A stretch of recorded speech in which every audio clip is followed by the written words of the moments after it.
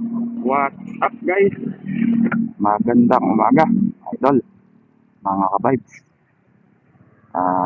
Ngayon pala ay pupunta tayo sa Krami, mga idol. Pero itong biyahe na to ay sasabihin ko ang mga experience ko dito sa ating semi. Mula nung bago pa tas hanggang ngayon. Yun nga mga idol, ang na-experience natin dito kay semi. Yung bago-bago pa. Siyempre, ang sarap sa pakiramdam na may bago tayo motor. Nakuha natin to sa kasa ng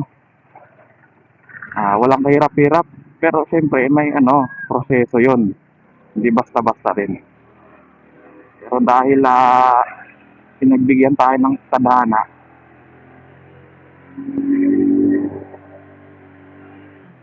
nakuha natin ng walang kahirap-hirap. Siniay ako nung umaga. Tapos pagkahapon, linggo kasi yun pagkahapon, pwede ko na daw kunin yung unit. Pero kinabukasan ko pa kinuha kasi medyo tinamad ako lumabas yun Tapos yun, nung nakuha ko na nga, nakita ko na yung motor ko, yung unit, ay ang sarap sa Telengs. Naisip ko, magkakaroon na ako ng sariling motor na nakapangalan sa akin. Salamat sa Mitsukoshi SYM. Yun nga, ang sarap niya i-drive mga idol kasi siyempre bago Ang ganda ng tunog, ang tining. Tapos smooth na smooth yung makina. Siyempre bago pa Ang smooth niyang i-drive.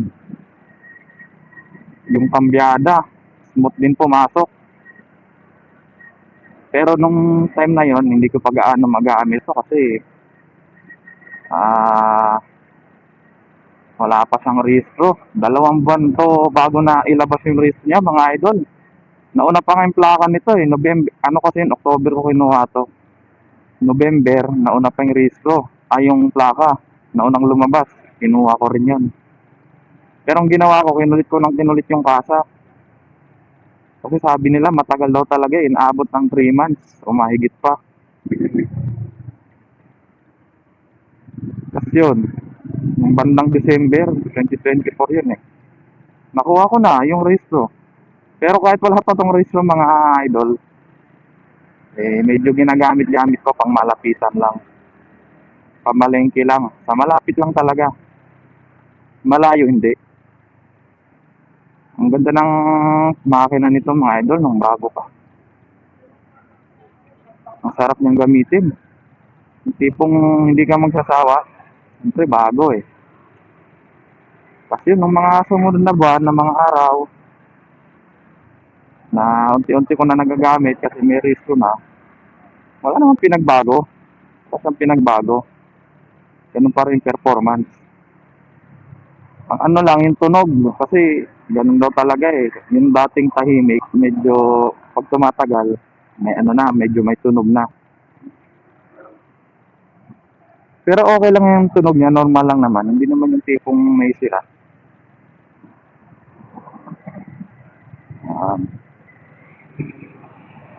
Tapos yun nga, ang sarap gamitin ni Simi, yung smooth niya humatak.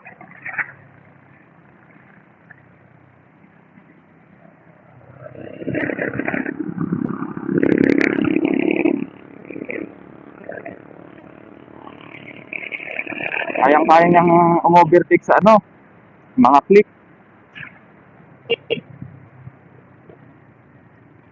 Honda Beat, yan. Kaya niya sabayan yan sa daan. Tapos nung mga 3 buwan na siguro to, parang yung konsumo niya sa gasolina, parang ganun pa rin. Parang normal lang yung konsumo. Kasi ang nagpapalakas lang naman sa konsumo yung traffic yung bomba ka ng bomba. Siyempre kailangan ng motor yun para umarangkada. Yung konsumo niya sa gasolina, pagka pinultang ko, di ba, full tank, Ilang linggo muna yan mga idol. Ilang araw muna yan bago bumawas, bago gumalaw yung ang tawag dito, galamay ng ano, ng fuel gauge. Ilang araw muna, siguro 3 muna o 4. Pero kahit gumalaw yon eh, ano pa rin, matipid pa rin.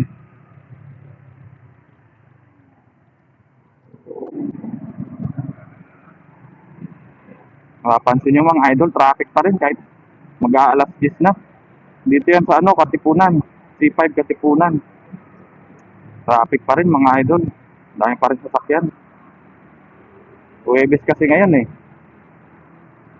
Siguro rush hour talaga pag Huwebes. O marami talagang sasakyan pag Huwebes. Yun nga mga idol, yung konsumo sa gasolina, okay naman. O, tignan mo, hindi pa sila magbibigay. Mga kamote, no? O, tignan mo, magigit-gitan pa. Di ba? Masisimpo pa natin yung gulo mga idol sa daan. Shoutout sa inyo mga kuya, magbigayan kayo. Ano pa ba yan? Sabihin natin.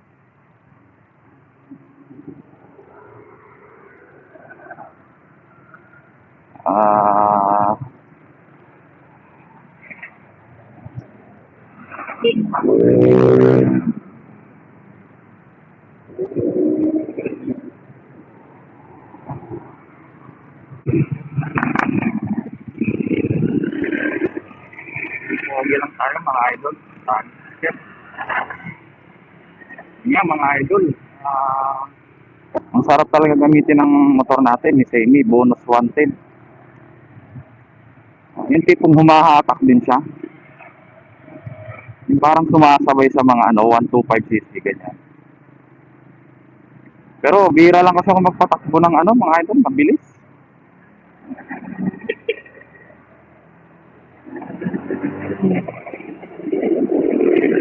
Hindi naman ako ganoon kaskasero mga idol. Pagka lang, tipong nagmamadali ka. Nga mga idol, all goods tong motor natin talaga. Kaya kung bibili kayo nito, hindi kayo magsisisi.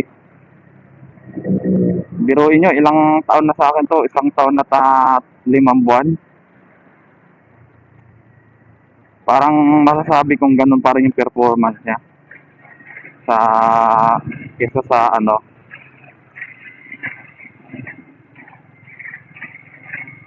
Opya.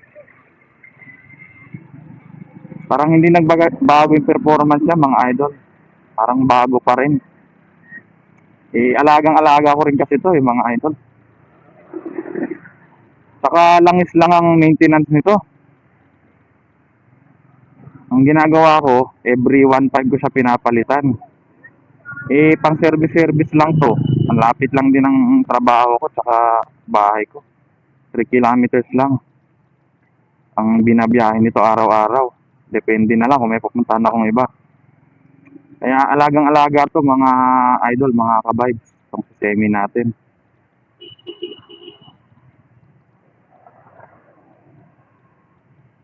Tapos nung iinakyat ko to sa Marilaki, kasama yung airpot ko, 2 kami nun eh. Goods din, kayang-kaya din talaga humatak. Kahit medyo malaki yung sakay.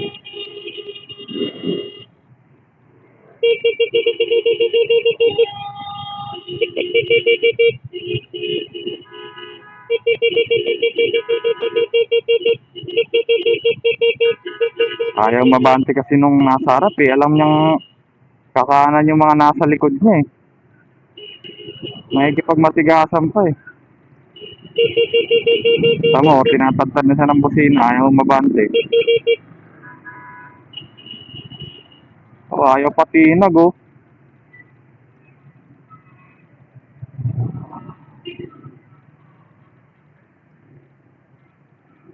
Ay nako talaga. Kaya nagkakaroon ng road race dahil sa mga ganyang driver.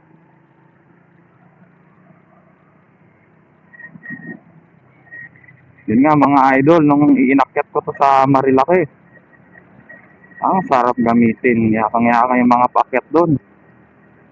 Kahit 2 kaming sakay nito. Tapos nung inakyat ko din ng Pililla Rizal, mas matatarik yung Yung daanan, ay nako, yakang-yaka niya talaga. Parang hindi 110cc. Akalain mong humahatak siya kahit 110cc lang. Tapos may sabak ka pa eh. Malaki ako mga idol eh. 5'7" ang height ko tapos ang bigat ko yata 75 plus o 80 ganyan.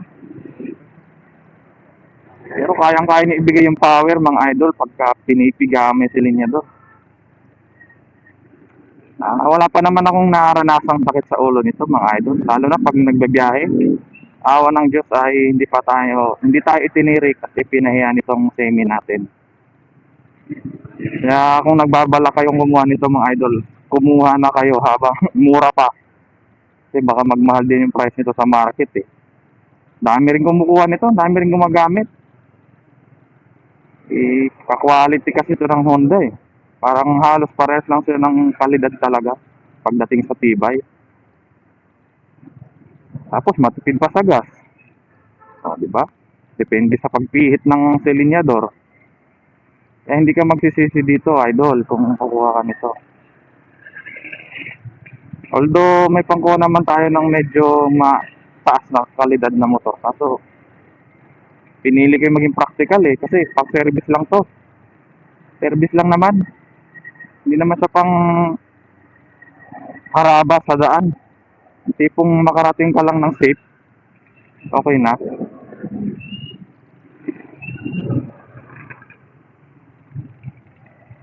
Mga idol, traffic. Shout out sa inyo mga idol. Mga nakakasalubong natin, kasabay natin sa daan. Ride safe. Yan nga mga idol, all goods talaga to semi. Hanggang ngayon, siyempre, hindi pa tayo pinahiya nito at hindi tayo papahiya nito mga idol. Tingin ko naman hindi kasi alagang-alaga ako to eh. Tapos yung play rings niya mga idol, wala akong ginagamit na pampakinsab dito. As in wala talaga, ano lang, ligo lang. Papaliguan ko lang siya ng sabon.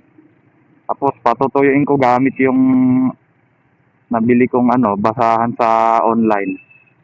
Yun, pag natuyo yun mga idol, solid. Para talaga siyang bago pagka natuyo, pag pinaliguan mo. Di gaya ng iba na kailangan mo pa ng wax, kung anong pwede mong ilagay para lang kumintab. Ito hindi na eh, basta hugasan mo lang siya na maayos, kikintab siya.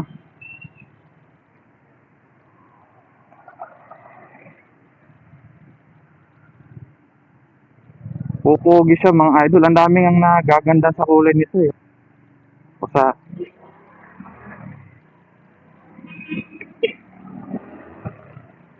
pairings niya kasi daw makintab. Ano daw ginagamit ko dito? Sabi ko wala. Paligo lang yan, sabon. Tide powder lang yan. Banlawan lang na maigi para matanggal yung mga sabon-sabon. Yun, wala na, okay na. Yung mga rim set naman nito mga idol, makintab pa rin talaga.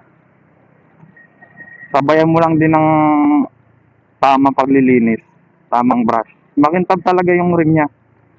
Parang hindi nagbabago. Biruin mo ilang taon na, isang taon, saka 4 months o 5 months ba? Masasabi kong goods talaga sa semi mga idol. Hindi kayo magsisisi dito sa ganda ng quality nito. Taiwan to eh.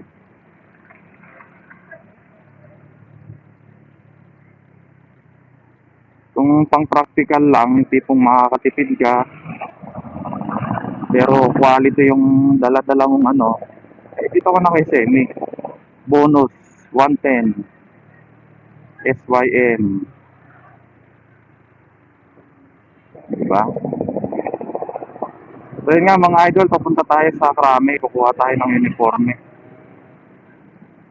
Sana naman hindi na tayo mabigo kasi huling punta natin doon eh, hindi tayo nakakuha dahil nawala ng stock, naubusan. Kailangan magpatahi para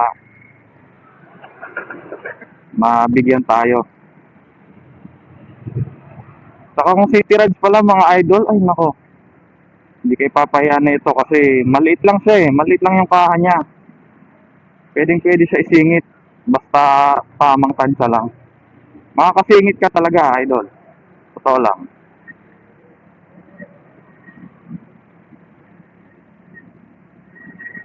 Sa mga traffic, ay nako, hindi ka mapapahiya kasi makakasingit ka.